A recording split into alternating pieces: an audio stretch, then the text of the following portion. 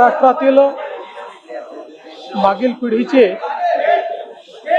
एक अतिशय जाणते नेते म्हणून ज्यांच्याकडे पाहिलं जायचं असे डी.वाय. पाटील दादा यांचं दुःखद निधन झालं।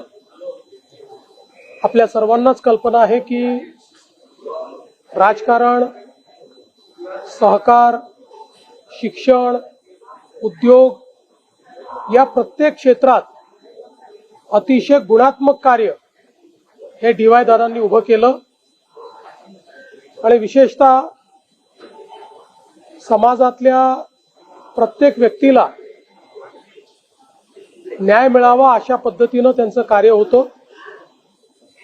एक प्रदीर्घ अशी राजकीय कारकीर्द देखील त्यांची होती। नगरसेवक, आमदार इथपासनं तर बंगाल, बिहार आणि त्रिपुरा या राज्याचे राज्यपाल म्हणून देखील त्यांनी कार्य केलं। आपल्या विविध संस्थांच्या माध्यमातून एक मोठं शिक्षण क्षेत्रातलं साम्राज्य त्यांनी उभं केलं। सहकार क्षेत्रात अतिशय उत्तम काम केलं, उद्योग क्षेत्रात काम केलं आणि सगळ्यात महत्त्वाचं अजात शत्रू अशा पद्धतीचं त्यांचं व्यक्तिमत्व होतं। समाजातल्या सर्व लोकांची, सर्व पक्षाच्या लोकांची, सर्व विचारांच्या लोकांची अतिशय सलोख्याचे त्यांचे संबंध होते। मला देखील अगदी जवळून त्यांच्याशी संपर्क ठेवता आला आणि निश्चितपणे त्यांचं जे व्यक्तिमत्व होतं ते अगदी हवं असं वाटणार अशा प्रकारचं व्यक्तिमत्व होतं। त्यांच्या जाण्यामुळे निश्चितपणे जुन्या पिढीतला एक जाणता नेता, एक द्रष्टा नेता आपल्यातनं निघून गेलेला आहे। मी त्यांना विनम्र श्रद्धांजली अर्पण करतो। त्यांच्या कुटुंबावर आज हे जे दुःख कोसळलेलं आहे ते सहन करायची शक्ती ईश्वराने त्यांना द्यावी।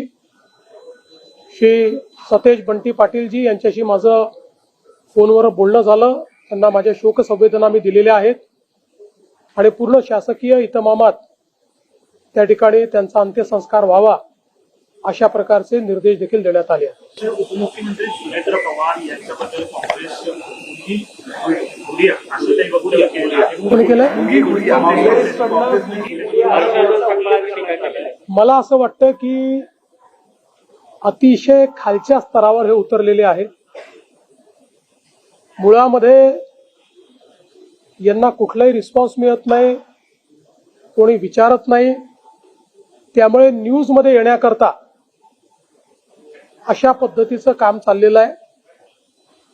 बदनाम हुए तो क्या हुए, नाम तो हुआ अशा पद्धतीनं यांची कारवाई चाललेली आहे आणि मला असं वाटतं की महाराष्ट्राच्या राजकीय संस्कृतीत इतक्या खालच्या स्तराला जाणारे हे आता आपल्याला पहिल्यांदाच पाहायला मिळत आहे। पेपर फुटीनंतर राज्यामध्ये एमपीएससीचे पेपर फुटले हा सगळा प्रकार पुढे आणत रोहित पवारांकडून सातत्याने आरोप केले जात आहेत। पत्रकार परिषदेत प्रेझेंटेशन सुरू दिलं जाते।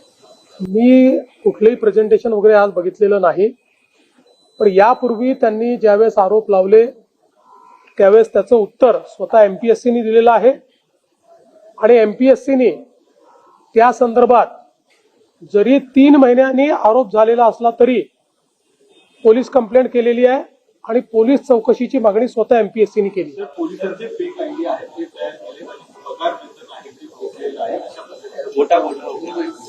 हा 2020 चा घोटाळा आहे, आजचा नाहीये। 2020 सालचा घोटाळा आहे, त्याच्यावर कारवाई चाललेली आहे आणि सगळ्या ज्यांनी घोटाळा केला त्यांना त्या ठिकाणी निश्चितपणे कारवाई झालेली आहे आणि होते।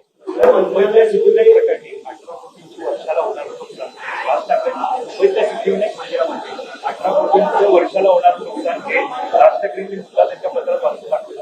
मात्र या प्रकरणात सीआयडी चौकशी व्हायची पाहायला मिळते। बघा, कुठेही शंका निर्माण झाली आणि पुरावा असेल तर चौकशी झालीच पाहिजे। त्यामुळे निश्चितपणे या संदर्भातली सगळी चौकशी केली जाईल। सर, खुनाच्या संशयिताला पुण्यामध्ये बोनेटवर पोलिसांनी हिंड वगैरे काढली होती, त्या संदर्भात राज्य मानव अधिकार आयोगानं नोटीस देखील पाठवली। मला माहित नाही, मी नोटीस बघितला नाही।